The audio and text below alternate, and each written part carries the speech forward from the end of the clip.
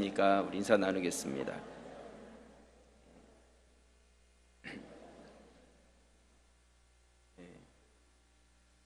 우리 설을 지내면서 정말 새해가 되었습니다.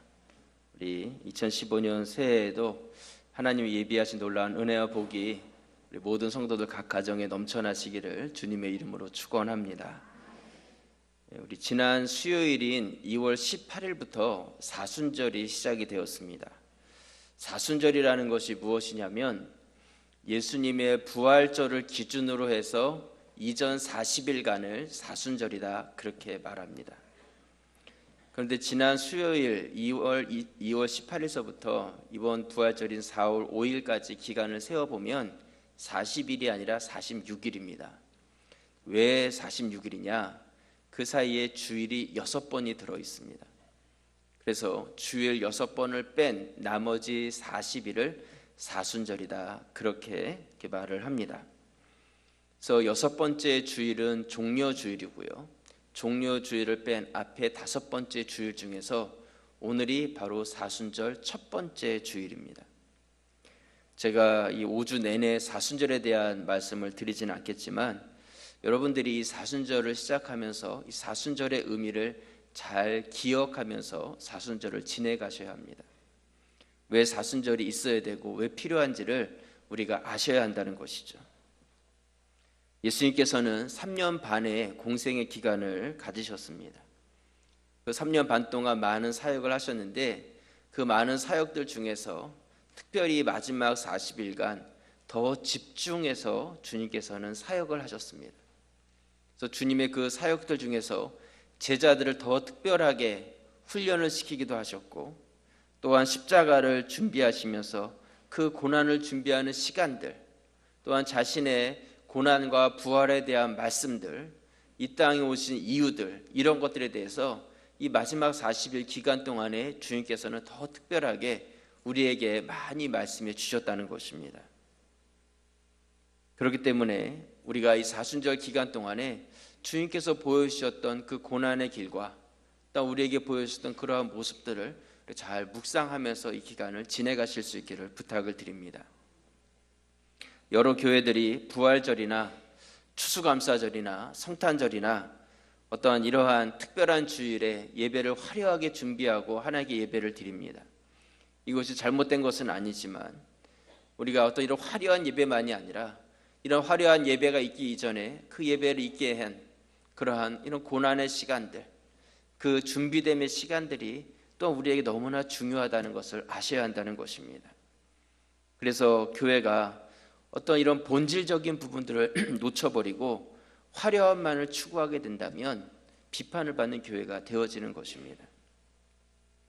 여러분 부활절도 너무나 중요한 날이지만 부활이 있기 위해서 먼저 고난이 있었다는 것을 기억하시고 여러분들이 이 고난의 기간들을 의미 있게 지내가실 수 있기를 부탁을 드립니다.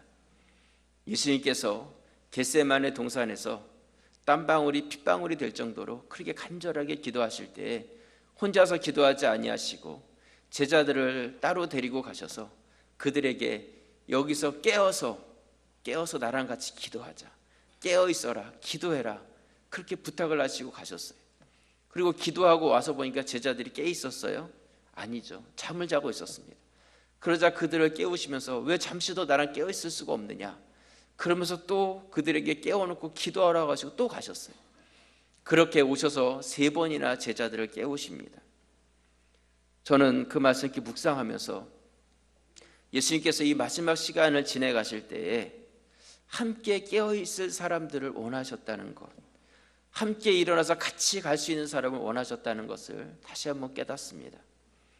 여러분 이 사순절 기간은 주님께서 우리가 1년 동안 때로는 뒷짐지고 그렇게 살아왔다면 이 기간만큼은 같이 깨어있자, 같이 깨어서 기도하자, 일어나서 같이 가자 하면서 우리의 마음을 다시 한번 이렇게 뒤에서 깨우시고 등 또 밀어주시는 그런 기간이라는 것을 여러분들이 기억하실 수 있기를 바랍니다.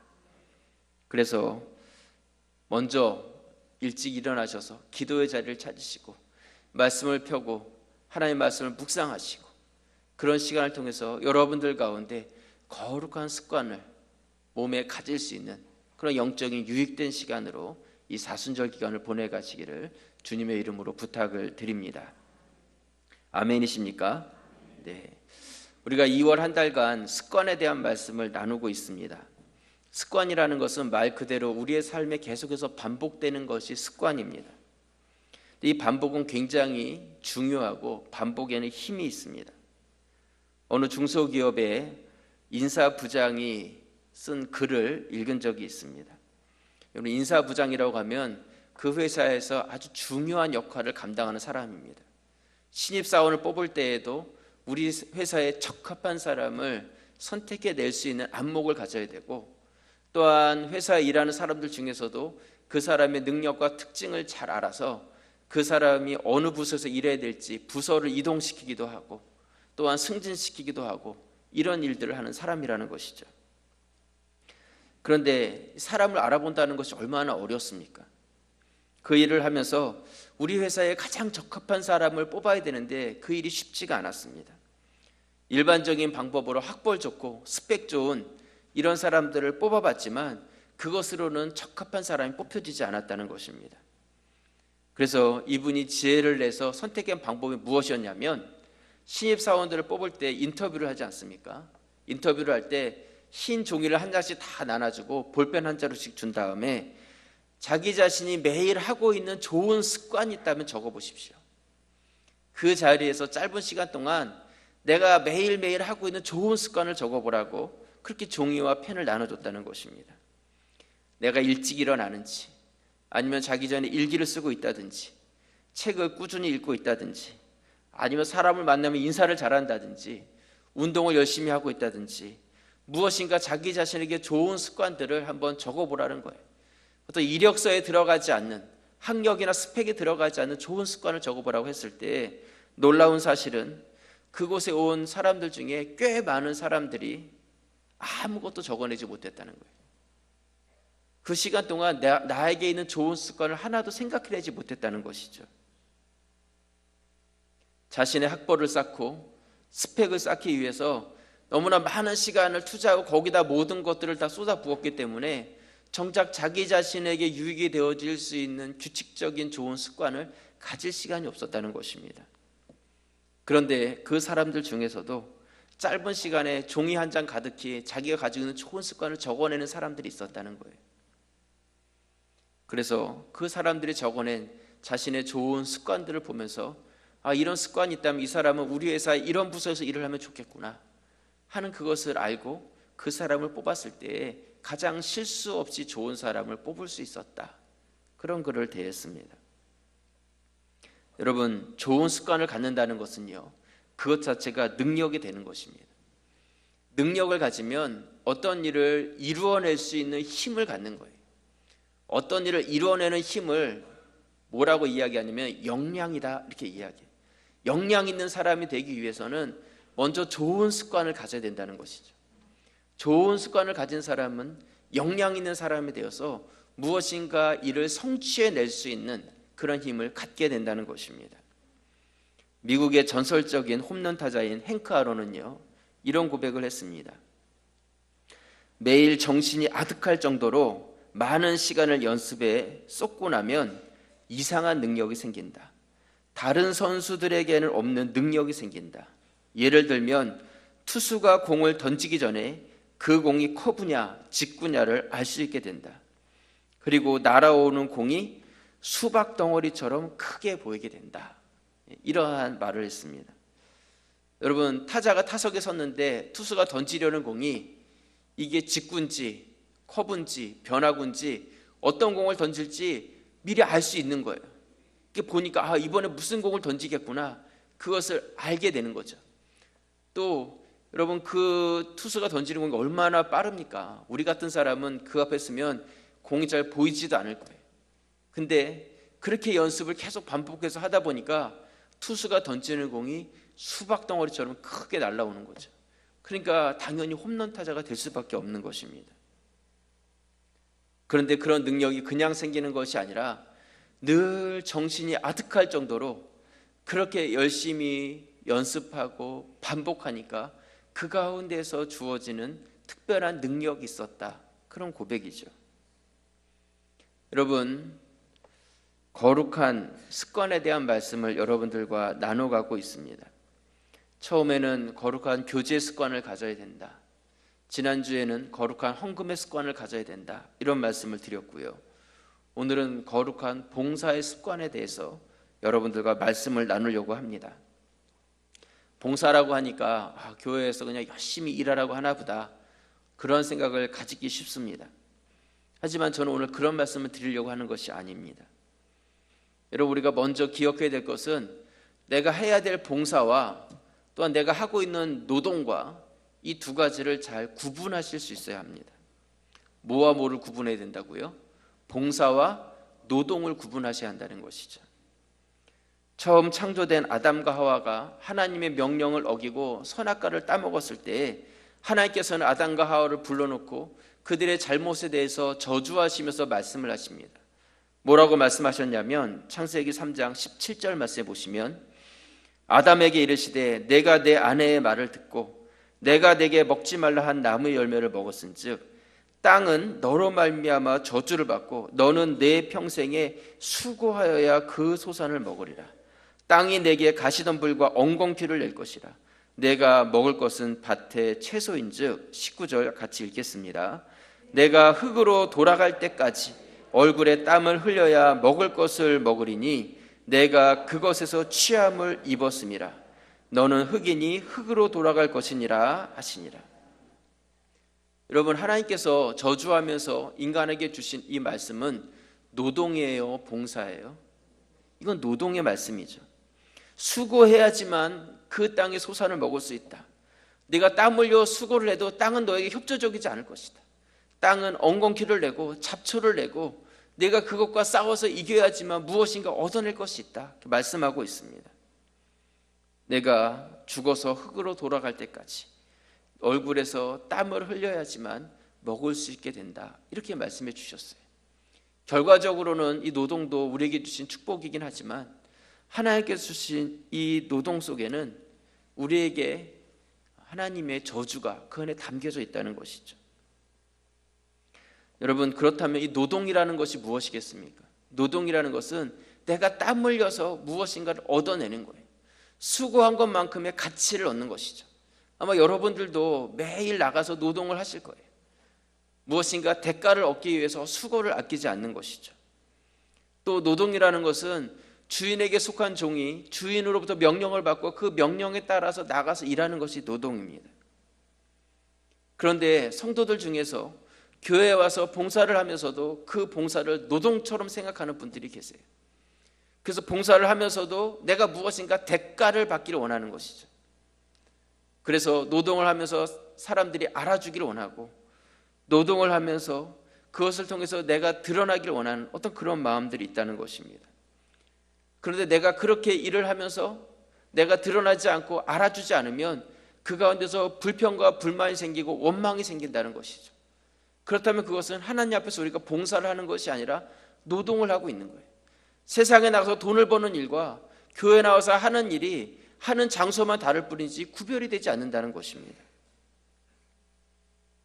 여러분 한 분 한 분들이 우리 교회 안에서 성실하게 자신의 봉사 일을 감당하고 계십니다. 그런데 우리가 생각해야 될 것은 무엇이냐면, 내가 지금 하고 있는 일이 정말 봉사 일을 하고 있는 것인지 아니면 노동의 일을 하고 있는 것인지 우리가 그것을 구분하실 수 있어야 한다는 것입니다. 그렇다면 우리 믿는 자들이 해야 될 노동이 아니라 봉사라는 것은 무엇이겠는가?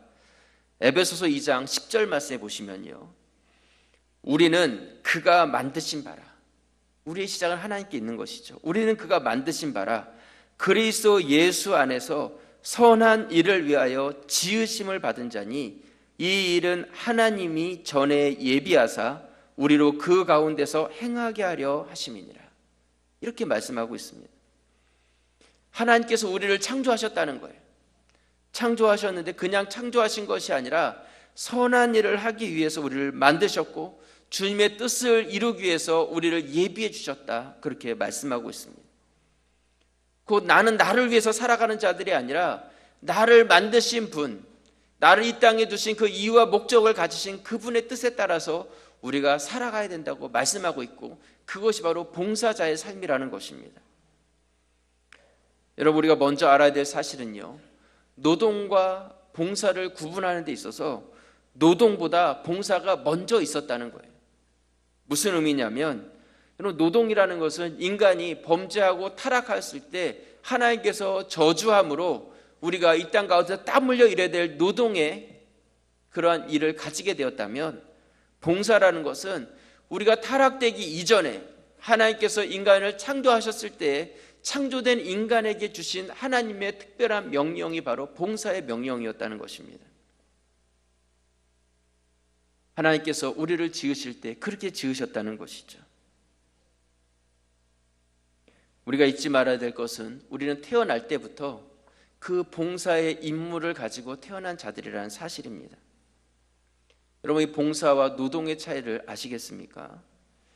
죄의 결과로 어쩔 수 없이 땀 흘려서 일해서 먹고 사는 것이 노동이라면, 봉사는 죄 짓기 이전에 하나님께서 나를 지으실 때에 나에게 주셨던 근본적인 하나님의 뜻을 이루어드리는 것이 봉사라는 것입니다. 그렇기 때문에 우리는 하나님 앞에서 노동자가 아니라 봉사자가 되셔야 돼요. 봉사자가 되셔야 됩니다. 우리 가자제일교회 성도들이 열심히 땀 흘려 일하는 것도 중요하지만, 내가 하는 일이 억지로가 아니라, 내가 드러나기 위한 그런 것이 아니라, 대가를 바라는 것이 아니라, 나를 먼저 지으신 그 주님 앞에서 우리가 나의 사명을 감당해가는 그런 봉사자들이 되시기를 주님의 이름으로 부탁을 드립니다. 그래서 오늘 말씀의 제목을 거룩한 봉사자의 습관이다, 이렇게 정했습니다. 우리가 거룩한 봉사자의 습관을 갖기 위해서는요, 먼저 첫 번째로는 받은 은사대로 봉사를 하셔야 합니다. 받은 은사대로 봉사를 하셔야 돼요. 오늘 본문 베드로전서 4장은 우리 믿는 자들이 예수 그리스도를 믿기 전과 예수 그리스도를 만난 이후의 삶이 어떤지에 대해서 아주 잘 구분해서 말씀해주고 있는 말씀입니다. 오늘 베드로전서 4장 1절 말씀에 보시면, 그리스도께서 이미 육체의 고난을 받으셨으니, 이건 무엇을 의미하는 거예요? 십자가의 죽으심을 의미하는 것이죠. 예수님께서 이미 육체의 고난을 받으셨으니 너희도 같은 마음으로 갑옷을 삼으라. 이는 육체의 고난을 받은 자는 죄를 그쳤습니다. 이렇게 말씀하고 있습니다.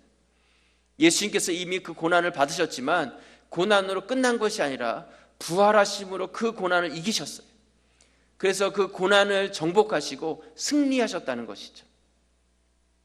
그런데 우리도 그 고난에 같이 동참하였다 말씀하고 있습니다. 그 고난의 갑옷을 같이 입었기 때문에 예수 그리스도의 부활의 승리가 우리의 승리가 되었다는 것입니다. 그래서 우리 가운데 죄가 그치게 되었다, 이렇게 말씀하고 있습니다. 이 땅 가운데 죄가 들어와서 죄로 인해서 우리가 노동을 해야 되고 이 땅 가운데 땀 흘려 일을 해야 됐었는데, 예수 그리스도로 말미암아서 이 죄가 다 정복이 되고 죄가 그쳐져서 변화된 자로서 근본적인 하나님께서 맡기신 봉사일을 감당할 수 있는 그런 자로서 우리가 변화되게 되었다는 것을 말씀하고 있는 것이죠. 그래서 2절 말씀에 보면 이렇게 말씀하고 있습니다. 그 후로라는 것은 무엇이에요? 죄가 그쳐진 후를 이야기하는 것이죠. 다시 사람의 정욕을 따르지 않고 하나님의 뜻을 따라 육체의 남은 때를 살게 하려 합니다. 이렇게 말씀하고 있습니다.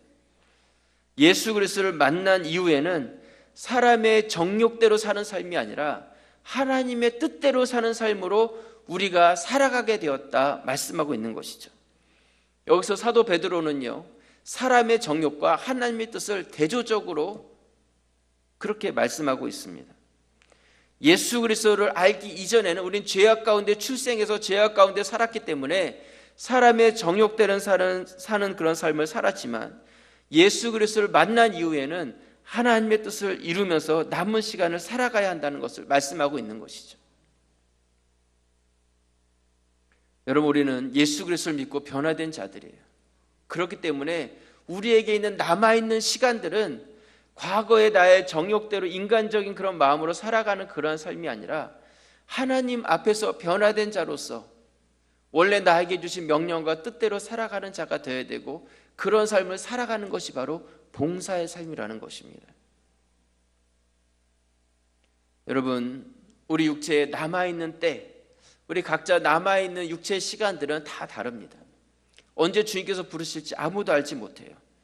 하지만 중요한 것은 무엇이냐면 나에게 남아있는 시간이 얼마 있냐가 중요한 것이 아니라 내가 예수 그리스도를 믿고 변화된 자가 되었으면 그리스도 안에서 이제는 봉사자로서 세상의 것을 끊고 주님께서 원하시는 삶으로 나아갈 수 있는 믿음의 결단이 있어야 한다는 것입니다. 그렇다면 우리가 끊어야 될 사람의 정욕이 무엇이겠는가? 오늘 4장 3절 말씀에 보시면요, 너희가 음란과 정욕과 술취함과 방탕과 향락과 무법한 우상 숭배를 하여 이방인의 뜻을 따라 행한 것은 뭐라고요? 지나간 때로 족하도다. 이러한 정욕적인 삶을 살았던 것은 내가 예수 그리스도를 알기 이전에 살았던 그것으로 족하다는 거예요. 과거에 주님을 몰랐을 때 그 삶으로 그것으로 그쳐졌다는 것이죠. 이제는 남아있는 그 시간들은 그 정욕대로 살았던 그 삶을 반복하지 말아라. 그것으로 다 만족되었다 말씀하고 있습니다. 그렇다면 우리는 하나님 뜻을 따라 살아가야 하는데 어떻게 사는 것이 하나님 뜻대로 사는 삶이겠는가? 오늘 베드로전서 4장 10절 말씀에 보시면요, 우리 같이 한번 한 목소리로 읽겠습니다. 각각 은사를 받은 대로 하나님의 여러 가지 은혜를 맡은 선한 청지기 같이 서로 봉사하라. 네. 베드로 사도는요, 우리에게 봉사의 삶을 살아라, 봉사해라, 봉사해라 말씀하고 있는데 어떻게 봉사해야 되는지 정확하게 말씀하고 있습니다. 각각 받은 은사대로 선한 청지기 같이 봉사의 일을 감당하라고 말씀하고 있어요. 여러분, 여기서 은사는 각각 주신 것이다 이렇게 말씀하고 있습니다. 하나님께서 다 모아놓고 그냥 한꺼번에 똑같이 주신 것이 아니라 하나님께서 우리 각자에게 주신 은사가 같지 않다는 것입니다. 똑같은 사람 아무도 없다는 것이죠. 동물도 마찬가지예요. 여러분, 우리가 고래 보고 너는 왜 날지 못하냐고 할 수 없고, 펭귄 보고 왜 너는 왜 나무에 못 올라가냐고 때릴 수 없어요. 각자에게 주어진 특징이 다른 것처럼 우리 각 사람에게 주어진 은사가 다르다는 것이죠. 나에게 잘하는 것이 있고 나에게 못하는 것도 있어요. 하나님께서 그렇게 만드셨어요. 그렇기 때문에 왜 저 사람 저렇게 잘하는데 나는 못하느냐? 사람을 시기하는 것은 하나님께 대한 원망이 되는 것입니다. 여러분, 이 땅을 성공적으로 살아간 사람들을 보면요, 모든 걸 다 잘해가지고 성공한 사람 아무도 없습니다. 나에게 주어진 한 분야의 전문가가 되고 그 분야에서 탁월하게 잘했기 때문에 성공한 사람이 되는 것입니다. 여러분, 우리에게 맡겨진 하나님의 봉사도 마찬가지라는 것입니다. 우리에게 모든 것을 잘하라고 그 봉사의 직무를 맡기신 것이 아니라 우리에게 먼저 은사를 주시고 각자에게 주신 서로 다른 은사를 통해서 그 은사가 하나가 돼서 하나님께 영광이 되는 봉사자가 되라고 말씀하고 있는 것이죠. 여러분, 은사에 맞게 봉사일을 하라는 뜻, 그것이 무엇이냐면 나에게 기쁨이 되고 내가 좋아하고 열심히 일해도 그것에 대해서 우리가 즐거움이 있고 또한 지치지 않고 지루하지 않는 그런 일을 행하라는 것입니다.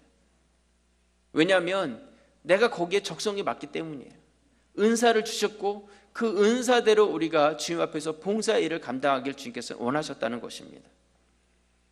아무리 재능이 있어도 열심히 하는 사람을 이길 수가 없고 열심히 해도 즐겁게 하는 사람을 이길 수 없다는 말이 있습니다. 내가 할 수 없는 일을 시키면 짜증이 나고 스트레스를 받겠지만 내가 잘하는 일을 시키면 기쁨이 있고 보람도 있고 일을 하면서도 그 일에 대한 가치를 얻을 수가 있어요. 여러분, 습관이라는 것이 무엇입니까? 내가 좋아하고 재밌어 하는 것이 습관이에요. 내가 좋아하니까 계속 반복하는 것이죠. 아이들도 보면 핸드폰 가지고 막 게임하지 않습니까? 이렇게 보고 있으면 저게 저렇게 재밌을까 생각할지 모르는데 그렇게 재미가 있으니까 계속 반복해서 보면 뭐 똑같은 거 계속하고 있는 것 같은데 시간 가는 줄 모르고 하고 있잖아요. 왜 그렇습니까? 그게 즐겁기 때문이에요. 우리의 봉사가 그래야 된다는 것이죠. 내가 받은 은사대로 행할 때 우린 그런 봉사자들이 되어질 수 있습니다. 저는 여러분들이 각각 어떤 은사를 가졌는지 알지 못합니다. 하지만 분명한 것은 하나님께서 여러분들이 각각의 은사를 주셨다는 것입니다. 여러분들이 나에게 주어진 그 은사들을 가지고 세상에 노동만을 하면서 우리가 밥벌이만 하는 월급쟁이 같은 그런 노동자들이 되지 마시고 하나님 앞에서 나에게 주어진 근본적인 봉사 일을 감당하는 그런 기쁨의 봉사자들이 되시기를 주님의 이름으로 축원합니다. 두 번째로요, 거룩한 봉사자의 습관을 가지기 위해서는 하나님의 영광을 목적으로 두고 봉사를 하셔야 합니다.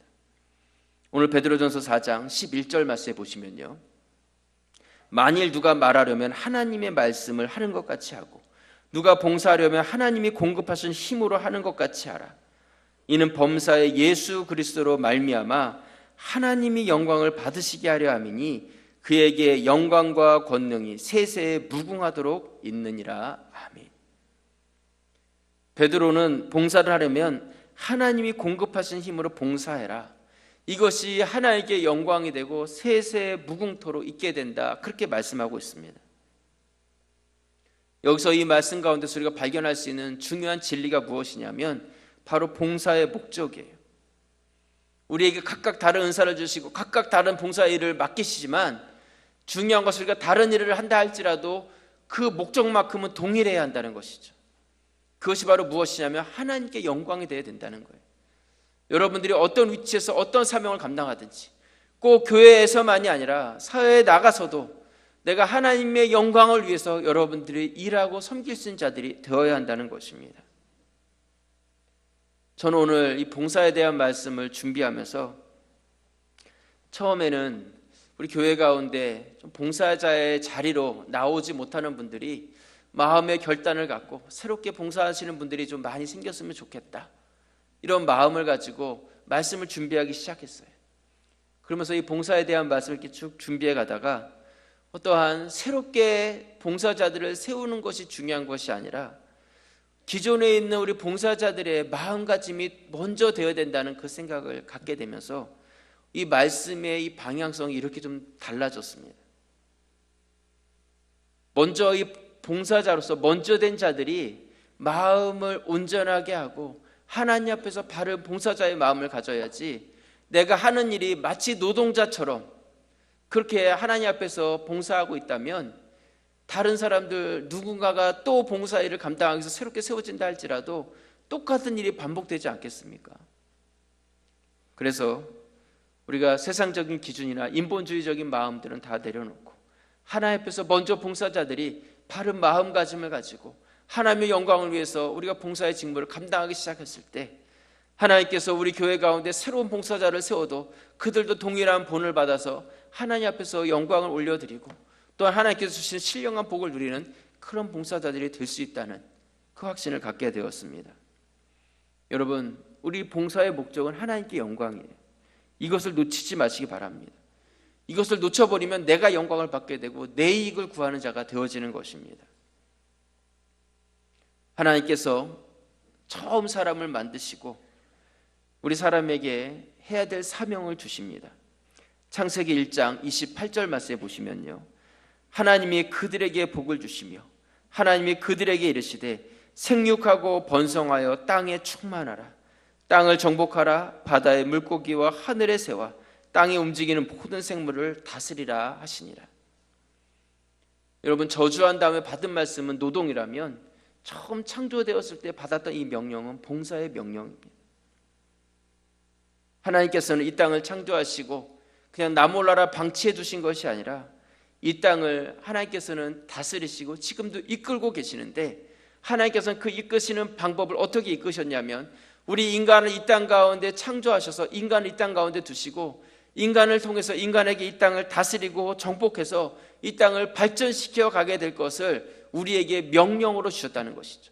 이것이 우리의 사명이고 우리가 이 땅 가운데 감당해야 될 봉사의 직무라는 것입니다. 우리는 이 땅을 이롭게 해야 될 사명을 가진 자들이라는 것이죠. 이 땅 가운데 하나님의 뜻을 이루어야 될 그런 사명이 우리 가운데 있다는 것을 기억해야 된다는 거예요. 꼭 교회 와서 일해야지만 봉사의 일이 아니라 내가 세상에 나가서 땀 흘려 일하면서도 단지 그것이 물질을 위해서 일하는 것이 아니라 하나님의 영광을 위해서 그 목적을 잃어버리지 않고 일하게 되었을 때 내가 어느 곳에서 어떤 일을 하든지 그것이 바로 봉사의 직무가 되는 것이고 하나님께 영광이 되는 것이고 하늘의 상급을 쌓아가는 성도의 삶이 되어진다는 것입니다. 저는 오늘 이 말씀을 준비하면서 이 말씀 우리 성도들이 모른다고 생각하지 않았어요. 얼마나 잘 알고 있겠습니까? 무엇을 하든지 하나님 영광을 위해서 해야 된다는 것. 너무나 잘 알고 너무나 많이 듣고 있는 말씀이죠. 하지만 중요한 것은 무엇이냐면 정말 우리가 그렇게 살아가고 있느냐, 그것이 중요한 것이죠. 하나님 영광을 위해 살아가야 된다는 것을 우리가 알고 있어요. 하지만 내가 정말 그렇게 살고 있느냐는 우리가 생각해 봐야 될 문제라는 것입니다. 우리가 수천 번 수만 번 들어서 머리로 알고 있는 것이 중요한 것이 아니라 머리로 알고 있는 말씀이 내 삶 가운데서 그렇게 살아가지 못한다면 오늘도 그 말씀 우리에게 꼭 필요한 말씀이 되어지는 것입니다. 여러분, 하나님께서는 여러분들이 구원받은 이전과 구원받은 이후의 삶을 분명하게 구분하기를 원하십니다. 근데 그 구분점이 무엇이냐면 바로 그것이 바로 봉사라는 거예요. 그 구분이 되는 기준이 바로 봉사라는 것이죠. 왜 그러냐면 이 땅 가운데 죄악이 들어왔을 때 우리는 봉사자가 아니라 노동자가 되었지만 이제는 내가 구원을 받고 죄악의 문제가 극복이 되어서 내가 의롭다고 인치심을 받게 된 이후에는 이제는 죄악의 문제로 노동자가 된 것이 아니라 죄악의 문제를 극복하고 나에게 처음 주셨던 그 봉사의 명령에 따라서 주님의 영광을 따라 살아갈 수 있는 그러한 성도가 되었다는 것입니다. 나에게 주어진 삶의 영역들 안에서 노동자가 아니라 봉사자가 되어서 하나님의 영광을 올려드리는 그런 믿음의 성도들이 되시기를 주님의 이름으로 축원합니다. 말씀의 결론을 내립니다. 제가 2월 한 달간 이 거룩한 습관에 대한 말씀을 나눴습니다. 여러분들은 지금 어떤 것을 삶 가운데 반복하고 계십니까? 당연히 좋아하는 것 반복하고 계시겠죠. 아니면 간절히 바라거나 소망하는 것을 반복하고 계실 것입니다. 그렇다면 여러분들이 그렇게 반복하고 있는 그 습관이 하나님 앞에서 옳은 것입니까? 아니면 옳지 않은 것입니까?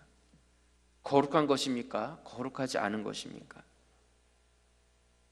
습관을 갖는 것이 나쁜 것이 아니라 우리가 어떤 습관을 갖느냐가 더 중요하다는 것입니다. 우리가 2월은 참 짧은 달입니다. 28일까지밖에 없어요. 그런데 올해 2월 달은 오늘이 22일인데 마지막 주일이에요. 그래서 2월 달이 더 빨리 가는 것 같아요. 다음 주면 벌써 3월입니다. 이렇게 짧은 한 달 동안 우리가 이 말씀을 듣고 우리의 습관을 그냥 확 바꾼다는 건 쉬운 것이 아닙니다. 여러분, 이제부터 시작이에요. 이제부터 시작이에요. 나의 삶을, 남은 인생을 성공적인 인생으로 살아가기 위해서는 이제부터 나에게 주어진 그 시간들 가운데 잘못된 습관은 끊어버리고 하나님께서 원하시는 거룩한 습관을 나의 삶으로 가져와서 그러므로 인하여 하나님께 영광이 되고 또한 그러므로 인하여서 거룩한 봉사자들이 되실 수 있기를 부탁을 드립니다. 여러분들이 주님 앞에서 행하는 모든 일들이 기쁨과 감사함이 되어서 가자지역교회 성도들은 억지로가 아니라 기쁨으로 일하고 그 얼굴을 봐도 저들은 참 무엇인가 근본적인 부분을 붙잡고 봉사하는 자들이구나, 그러한 은혜를 끼칠 수 있는 기쁨의 봉사자들이 되시기를 주님의 이름으로 축원합니다. 기도드리겠습니다.